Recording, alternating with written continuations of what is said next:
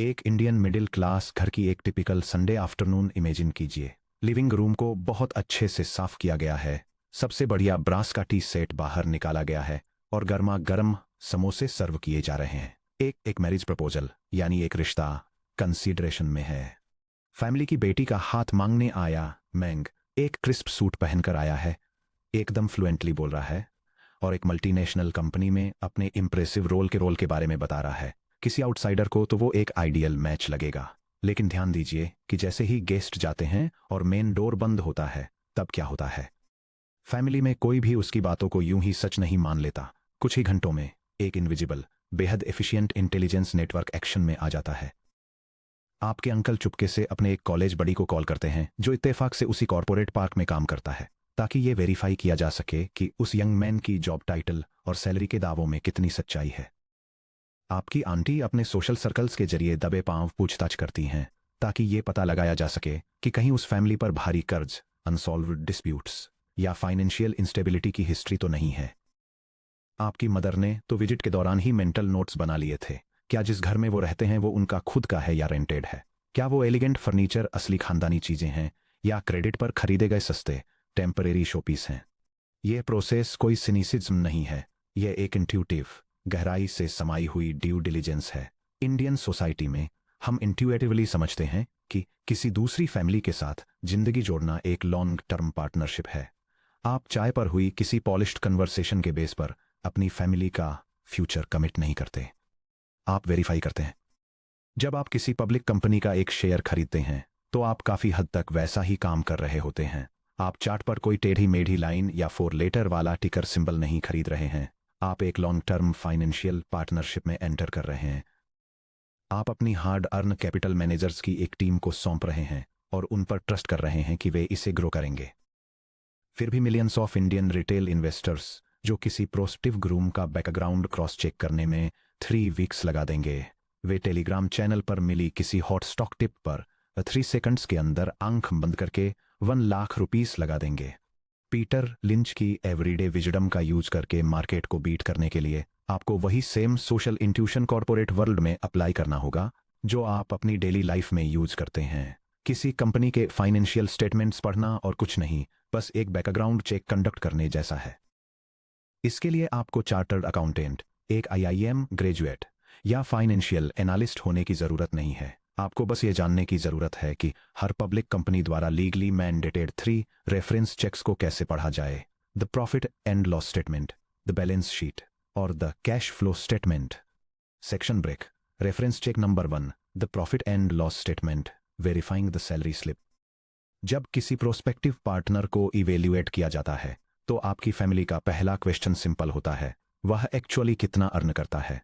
लेकिन इससे भी ज्यादा इंपॉर्टेंट आपके अंकल पूछेंगे, रेंट, फूड, ट्रांसपोर्ट और लाइफस्टाइल का पे करने के बाद मंथ के एंड में कितना बचता है। The profit and loss P&L statement, जिसे इनकम स्टेटमेंट भी कहा जाता है, एक स्पेसिफिक पीरियड, आमतौर पर एक फाइनेंशियल ईयर या क्वार्टर के दौरान किसी कॉर्पोरेशन के लिए इसी क्वेश्चन का आंसर देता है। यह बिजनेस ऑपरेशंस में मनी के इन और आउट फ्लो को मेजर करता है। P&L स्टेटमेंट को समझने के लिए आपको बस 3 फंडामेंटल लाइन आइटम्स पर ट्रैक रखने की जरूरत है। टॉप लाइन यानी रेवेन्यू या सेल्स, ये वो टोटल पैसा है जो कंपनी ने अपने प्रोडक्ट्स या सर्विसेज बेचकर कमाया है बिना किसी खर्च को घटाए। ये किसी फैमिली की ग्रॉस एनुअल इनकम के बराबर है। एक्सपेंसेस, वो सारे खर्चे जो उस रेवेन्यू को जनरेट करने में हुए हैं, जैसे रॉ मटेरियल, फैक्ट्री की इलेक्ट्रिसिटी, एम्प्लॉयज की सैलरीज, मार्केटिंग, टैक्सेस और लोन्स पर इंटरेस्ट। बॉटम लाइन यानी नेट प्रॉफिट, हर एक बिल, टैक्स और ऑब्लिगेशन क्लियर होने के बाद जो बचता है, यही बिजनेस की असली नेट सेविंग्स है। मान लीजिए एक फिक्शनल एग्जांपल लेते हैं, देसी पेंट्स लिमिटेड, जो वेस्टर्न इंडिया में ऑपरेट करने वाली एक रीजनल पेंट मैन्युफैक्चरर है। मान लीजिए आप देसी पेंट्स के एनुअल रिजल्ट्स निकालते हैं और आपको पिछले साल के ये फिगर्स मिलते हैं। Revenue from operations 500 crore rupees, total operating expenses और taxes 420 crore rupees, net profit 80 crore rupees. Desi Paints अपने ऑपरेशंस कितने एफिशिएंटली चलाती है, ये इवैल्यूएट करने के लिए आप इसका नेट प्रॉफिट मार्जिन कैलकुलेट करते हैं, यानी टोटल रेवेन्यू का वो परसेंटेज जो प्योर प्रॉफिट में कन्वर्ट होता है। Net profit margin equals open parenthesis net profit divided by revenue close parenthesis times 100 equals open parenthesis 80 crore rupees divided by 500 crore rupees close parenthesis times 100 equals 16%। इसका मतलब है कि देसी पेंट्स के बेचे गए हर 100 रुपीज के पेंट में से 16 रुपीज कंपनी के बैंक अकाउंट में क्लीन प्रॉफिट के रूप में जमा होते हैं, जबकि 84 रुपीज प्रोडक्ट को मैन्युफैक्चर, डिस्ट्रीब्यूट और मार्केट करने में चले जाते हैं। क्या 16% मार्जिन अच्छा है? अकेले में देखें तो एक नंबर आपको बहुत कम बताता है, कॉन्टेक्स्ट ही सब कुछ है। ये जानने के लिए कि क्या 16% इंप्रेसिव है, आपको इसकी तुलना इंडस्ट्री लीडर से करनी होगी। अगर आप इंडियन पेंट इंडस्ट्री के बेंचमार्क टाइटन एशियन पेंट्स को देखें तो आप पाएंगे कि हिस्टोरिकली इसका नेट प्रॉफिट मार्जिन 18% से 20% के आसपास रहता है। अचानक आपका बेसलाइन क्लियर हो जाता है। देसी पेंट्स का 16% मार्जिन ये दिखाता है कि भले ही ये एशियन पेंट्स जितना डोमिनेंट या प्राइसिंग पावरफुल नहीं है, फिर भी ये अपनी इंडस्ट्री के गोल्ड स्टैंडर्ड के काफ़ी करीब कंफर्टेबली चलने वाला एक हेल्दी और ऑपरेशनल बिजनेस है। अगर देसी पेंट्स ने एशियन पेंट्स के 18% के मुकाबले सिर्फ 3% का प्रॉफिट मार्जिन दिखाया होता तो आपकी इंटरनल अलार्म बेल तुरंत बज जानी चाहिए कि यह कंपनी सिर्फ बिजनेस चालू रखने के लिए हर 100 रुपीस में से 97 रुपीस क्यों खर्च कर रही है। Section break. Reference check number 2, the balance sheet, family wealth और डेट्स को इंस्पेक्ट करना। जहां एक P&L स्टेटमेंट आपको यह दिखाता है कि कोई कंपनी एक सिंगल ईयर में कितना पैसा कमाती है, वहीं ये आपको ये नहीं बताता कि कंपनी फंडामेंटली स्टेबल है या नहीं। कोई इंसान 3 लाख रुपीस की हाई मंथली सैलरी कमा सकता है, लेकिन अगर वह expensive car loans, luxury credit cards और लेविश क्लब मेंबरशिप्स पर 2.8 लाख रुपीस खर्च कर देता है तो उसका घर एक फाइनेंशियल टाइटरोप पर चल रहा है। एक टेम्परेरी जॉब लॉस भी ताश के पत्तों के इस पूरे महल को ढहा सकता है। यहीं पर बैलेंस शीट काम में आती है। बैलेंस शीट टाइम का एक स्नैपशॉट है जो फाइनेंशियल ईयर के लास्ट डे इंडिया में मार्च 31 को ली गई एक फाइनेंशियल फोटोग्राफ की तरह है, जो ये दिखाती है कि कंपनी के पास खुद का क्या क्या है वर्सेज उस पर दूसरों की क्या क्या देनदारी है। चैप्टर 2 में हमने पर्सनल फाइनेंस के लिए रॉबर्ट कियोसाकी के फाउंडेशनल रूल पर बात की थी कि एक एसेट आपकी जेब में पैसा डालता है जबकि एक लायबिलिटी पैसा बाहर निकालती है। कॉर्पोरेट बैलेंस शीट बिल्कुल इसी फ्रेमवर्क पर काम करती है जो किसी कंपनी की फाइनेंशियल एग्जिस्टेंस को 3 कंपोनेंट्स में डिवाइड करती है। Assets equals liabilities plus equity. Assets वो वैल्यूएबल रिसोर्सेज हैं जो कंपनी ओन करती है और रेवेन्यू जनरेट करने के लिए यूज करती है। इसमें फिजिकल प्रॉपर्टीज जैसे फैक्ट्रीज, लैंड और मशीनरी, लिक्विड एसेट्स जैसे बैंक अकाउंट्स में कैश और शॉर्ट टर्म फिक्स्ड डिपॉजिट्स, और वर्किंग एसेट्स जैसे रॉ मटेरियल इन्वेंट्री और कस्टमर्स से मिलने वाले अनपेड इनवॉइसेस शामिल हैं। लायबिलिटीज वो फाइनेंशियल ऑब्लिगेशंस हैं जो कंपनी को एक्सटर्नल पार्टीज को पे करनी होती हैं। इसमें long term bank loans, corporate bonds, working capital lines of credit और सप्लायर्स को पे किए जाने वाले अमाउंट्स शामिल हैं। इक्विटी यानी नेट वर्थ वो बचा हुआ पैसा है जो कंपनी के सारे एसेट्स बेचने और हर एक डेट चुकाने के बाद उसके ओनर्स यानी शेयर होल्डर्स, जिनमें आप भी शामिल हैं, को मिलेगा। द मेक और break metric debt to equity ratio. जब Peter Lynch balance sheets analyse करते थे तो उनका प्राइमरी कंसर्न फाइनेंशियल फ्रेजिलिटी को पहचानना था। वो ये सुनिश्चित करना चाहते थे कि एक खराब क्वार्टर या बड़ा इकोनॉमिक डाउनटर्न बिजनेस को बैंकरप्टसी की तरफ न धकेल दे। इंडियन इन्वेस्टर्स के लिए बैलेंस शीट पर सबसे critical filter debt to equity यानी D/E रेशियो है। Debt to equity ratio equals total debt divided by total share holders equity. Imagine कीजिए पुणे में पास रहने वाली 2 फैमिलीज हैं। फैमिली ए के पास पूरी तरह से 1 करोड़ रुपए का एक घर है। उनके पास 0 बैंक लोन्स हैं। उनकी नेट वर्थ यानी इक्विटी 1 करोड़ रुपए है और उनका डेट 0 है। उनका D/E रेशियो 0 है।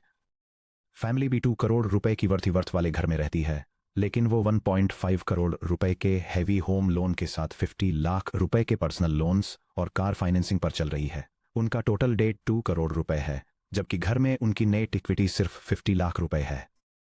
उनका D/E रेशियो 4.0 है, यानी 0.0 crore divided by 0.5 crore.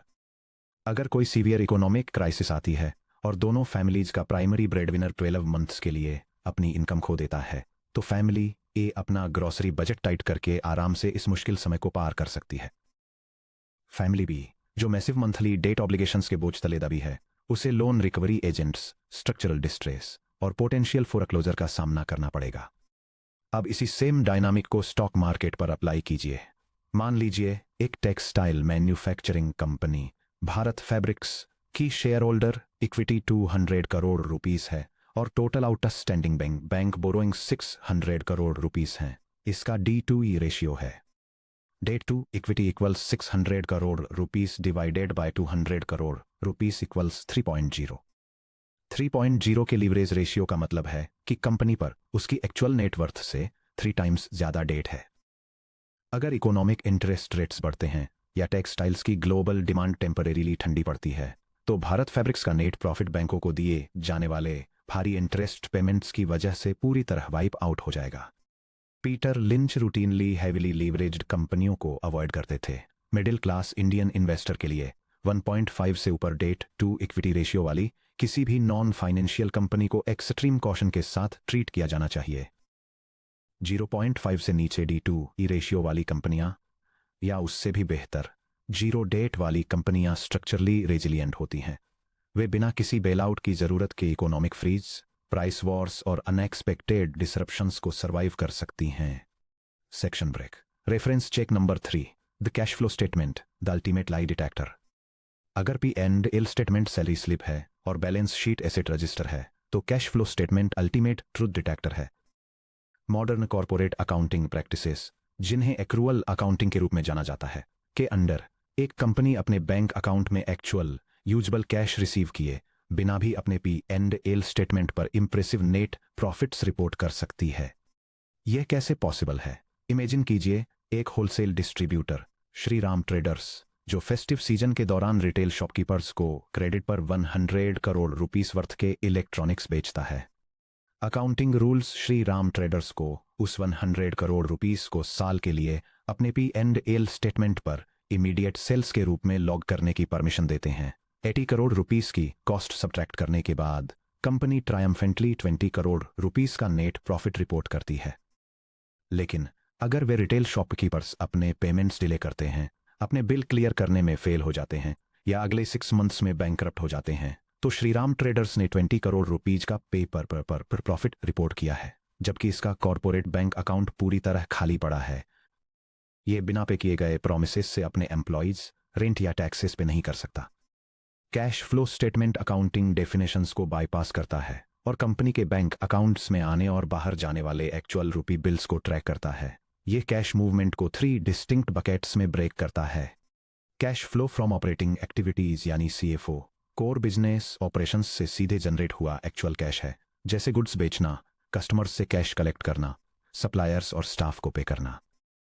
Cash flow from investing activities यानी CFI नई मशीनरी या लैंड जैसे लॉन्ग टर्म फिजिकल एसेट्स खरीदने पर खर्च किया गया मनी है या इन्वेस्टमेंट्स बेचने से अर्न किया गया कैश है।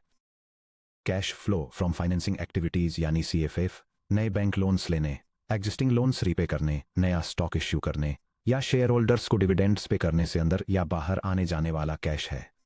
द वार्निंग साइन, द सत्यम मिराज।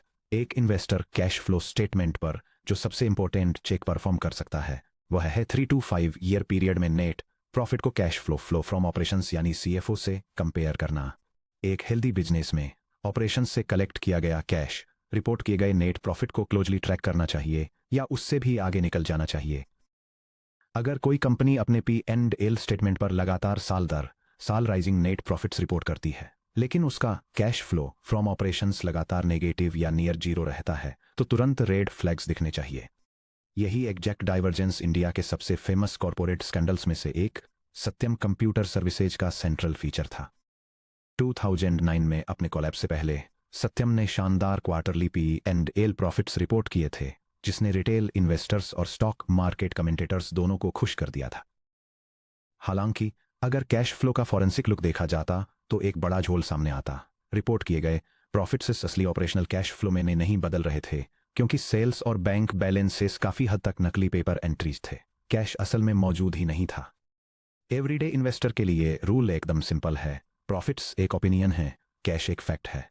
अगर रिपोर्टेड प्रॉफिट्स बढ़ रहे हैं लेकिन कैश फ्लो फ्रॉम ऑपरेशंस लगातार सूखा हुआ है तो उस इन्वेस्टमेंट से दूर हट जाएं। Section break. The Peter Lynch triad, 3 numbers जो हर एवरीडे इन्वेस्टर को चेक करने चाहिए। अब जब आप तीनों कोर फाइनेंशियल स्टेटमेंट समझ चुके हैं तो आपको फाइनेंशियल डिस्क्लोजर्स के हंड्रेड्स ऑफ पेजेस पढ़ने में दिनों बिताने की जरूरत नहीं है। पीटर लिंच ने मैगलन फंड में अपना एक्स्ट्राऑर्डिनरी ट्रैक रिकॉर्ड सिंपल और समझने में आसान मैट्रिक्स पर फोकस करके बनाया था।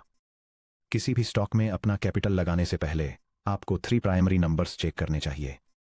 The Peter Lynch triad metric, Indian investors के लिए safe benchmark, price to earnings PE ratio, Nifty 50 average से कंपेयर करें, अराउंड 20 to 22, बिना ग्रोथ के स्काई हाई पी को अवॉइड करें। डेब्ट to equity D ratio, ideally 0.5 से कम, 1.5 से ऊपर caution, 5 year earnings growth rate consistently 15% plus per annum. Price to earnings P ratio, profit के 1 रुपया के लिए आप क्या पे कर रहे हैं। पी रेशियो ये मेजर करता है कि कोई स्टॉक अपनी करंट एनुअल अर्निंग्स के हिसाब से कितना महंगा या सस्ता है। P ratio equals current stock price divided by earnings पर शेयर ईपीएस। अगर किसी कंपनी का stock national stock exchange NSE पर 500 रुपीस पर ट्रेड कर रहा है और पास्ट 12 मंथ्स की उसकी अर्निंग्स 25 रुपीस पर शेयर के बराबर हैं, तो उसका पी रेशियो है P ratio equals 500 rupees divided by 25 rupees equals 20। इसका मतलब है कि कंपनी हर साल प्रॉफिट का जो 1 रुपया जनरेट करती है उसके लिए आप आज 20 रुपीस पे कर रहे हैं। Historically broader Indian market benchmark Nifty 50 index 20 और 22 के बीच के एवरेज पीई रेशियो पर ट्रेड करता रहा है। अगर आपको 15 के पीई पर ट्रेड करने वाली कोई स्टेबल कंपनी मिलती है तो आप उसकी अर्निंग्स रिलेटिव डिस्काउंट पर खरीद रहे हैं।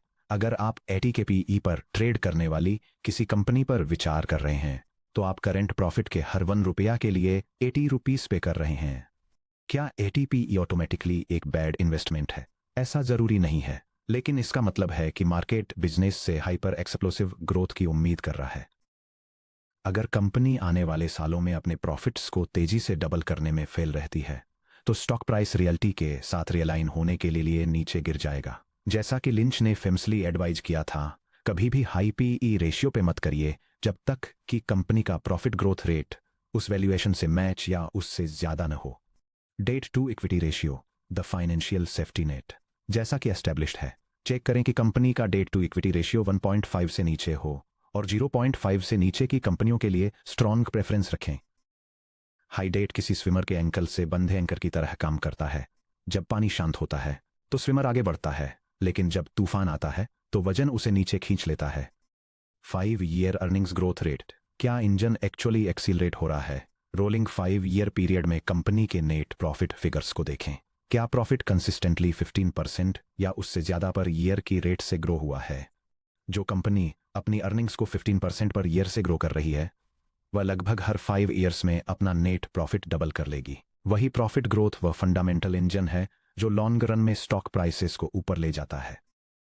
अगर किसी कंपनी के प्रॉफिट्स 5 ईयर्स से पूरी तरह से फ्लैट रहे हैं, मान लीजिए बिना किसी मीनिंगफुल प्रोग्रेस के 40 करोड़ रुपीस और 43 करोड़ रुपीस के बीच होवर कर रहे हैं, तो उसके शेयर्स के लिए प्रीमियम प्राइस पे करने का कोई रीजन नहीं है, चाहे उसका ब्रांड नेम कितना भी फेमस क्यों न हो। Section break, the 30 minute verification routine, free tools for every Indian. आप शायद सोच रहे होंगे, क्या इन नंबर्स को फाइंड करने के लिए मुझे किसी अकाउंटेंट को हायर करने या एक्सपेंसिव डेटा सब्सक्रिप्शन परचेज करने की जरूरत है? इसका जवाब एक एम्फेटिक नो है। मॉडर्न इंडियन रिटेल इन्वेस्टर के पास world class completely free financial research platforms का एक्सेस है जो एनुअल रिपोर्ट्स को clean, easy to read formats में समराइज करते हैं। आप स्क्रीनर.in, ट्रेंडलाइन या टिकरटेप जैसे फ्री प्लेटफॉर्म्स का इस्तेमाल करके या कंपनी की वेबसाइट के इन्वेस्टर रिलेशंस सेक्शन से सीधे एनुअल रिपोर्ट डाउनलोड करके अपनी पूरी ड्यू डिलिजेंस रूटीन 30 मिनट्स में कर सकते हैं।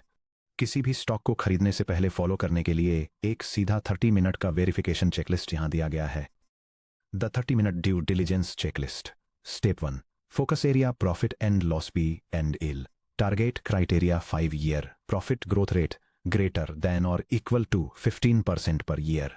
नेट प्रॉफिट मार्जिन स्टेबल और improving versus peers. Step 2, focus area balance sheet. Target criteria debt to equity D/E ratio less than 0.5, maximum 1.5. Step 3, focus area cash flow statement. Target criteria cash flow from operations CFO matches or exceeds reported net profit over 5 years. Step 4, focus area valuation check. Target criteria P/E ratio reasonable relative to profit growth. Minute 0 to 10 the profit trend. Screener .in पर company को search करें, सीधे profit and loss table पर scroll करें, पिछले 5 to 10 years की net profit row को देखें। क्या नंबर्स बॉटम लेफ्ट से टॉप राइट की तरफ जा रहे हैं? क्या 5 ईयर प्रॉफिट कंपाउंडिंग रेट 15% या उससे ऊपर है? Minute 10 to 20 debt and cash sanity check. Balance sheet table पर स्क्रॉल करें, बोरोइंग्स वाले लाइन आइटम को देखें और इसकी तुलना total share capital plus reserves equity से करें। यह सुनिश्चित करें कि डेट टू इक्विटी रेशियो 1.5 से काफी नीचे हो। इसके बाद कैश फ्लोज टैब पर क्लिक करें। यह कंफर्म करें कि cash from operating activities positive है और आमतौर पर समय के साथ रिपोर्ट किए गए नेट प्रॉफिट्स से मेल खाता है। Minute 20 to 30 the valuation and peer comparison. Company के समरी पेज के ठीक ऊपर लिस्टेड करंट पीई रेशियो को देखें। इसकी तुलना पूरे मार्केट के हिस्टोरिकल पीई के साथ साथ पीयर कंपैरिजन टेबल में दिखाए गए इसके डायरेक्ट इंडस्ट्री कॉम्पिटिटर्स के पीई रेशियो से करें। खुद से सिंपल सवाल पूछें, क्या मैं इस बिजनेस के लिए सही प्राइस चुका रहा हूं या मैं मार्केट हिस्टीरिया के पीक पर खरीद रहा हूं? Section break. Verification over speculation, connecting observation to facts. Section 7.1 के समझदार सब्जी वाले रमेश भाई को याद करें। जब रमेश भाई नोटिस करते हैं कि उनके पड़ोस की हर मां पार्ले-जी बिस्कुट के एक्स्ट्रा पैकेट्स खरीद रही है या कुकिंग ऑयल का एक खास ब्रांड उनके रिस्टॉक करने से भी तेजी से बिक रहा है, तो उन्होंने एक पावरफुल प्रैक्टिकल इंसाइट ढूंढ लिया है। उन्होंने फाइनेंशियल न्यूज हेडलाइंस में आने से बहुत पहले ही रियल वर्ल्ड कंज्यूमर डिमांड को पहचान लिया है। हालांकि एक ऑब्जर्वेशन सिर्फ एक हाइपोथेसिस होती है, यह इन्वेस्टिगेशन की शुरुआत है, कोई फाइनल डिसीजन नहीं। अगर रमेश भाई उस पॉपुलर प्रोडक्ट की पेरेंट कंपनी में अपनी कड़ी मेहनत की सेविंग्स इन्वेस्ट करने का सोचते हैं, तो उन्हें एक लास्ट स्टेप जरूर उठाना होगा, वेरिफिकेशन। उन्हें अपने स्मार्टफोन पर 30 मिनट्स बैठकर कंपनी को 3 रेफरेंस चेक्स से गुजारना होगा। क्या यह हाई डिमांड P&L स्टेटमेंट पर रियल प्रॉफिट ग्रोथ में बदल रही है? क्या कंपनी के बैलेंस शीट पर भारी बैंक डेट का बोझ है जो इसकी अर्निंग्स को निगल सकता है? क्या कैश फ्लो स्टेटमेंट पर कंपनी के बैंक अकाउंट में एक्चुअल कैश आ रहा है? जब ऑब्जर्वेशनल इनसाइट को फाइनेंशियल स्टेटमेंट वेरिफिकेशन का सपोर्ट मिलता है, तो आप किस्मत के भरोसे खेलने वाले कैजुअल स्पेक्यूलेटर नहीं रह जाते। आप एक इन्फॉर्म्ड इन्वेस्टर बन जाते हैं जो क्लियर और बिजनेस ड्रिवन डिसीजंस लेता है। Unfortunately millions retail market participants इस वेरिफिकेशन स्टेप को पूरी तरह से स्किप कर देते हैं। वे बिना एक भी balance sheet line item check किए या एक भी कैश फ्लो मैट्रिक पढ़े स्पेक्यूलेटिव टिप्स, एनोनिमस रिकमेंडेशंस और क्विक रिटर्न्स के प्रॉमिस के बेसिस पर अनजान कंपनियों के शेयर्स खरीद लेते हैं। बेसिक ड्यू डिलिजेंस करने में फेल होने की वजह से ये इन्वेस्टर्स खुद को पूरी तरह अनप्रोटेक्टेड छोड़ देते हैं, जिससे वे stock market predators, pump and dump operators और फ्रॉडुलेंट स्कीम्स के प्राइम टारगेट्स बन जाते हैं, जिन्हें हम आगे देखेंगे।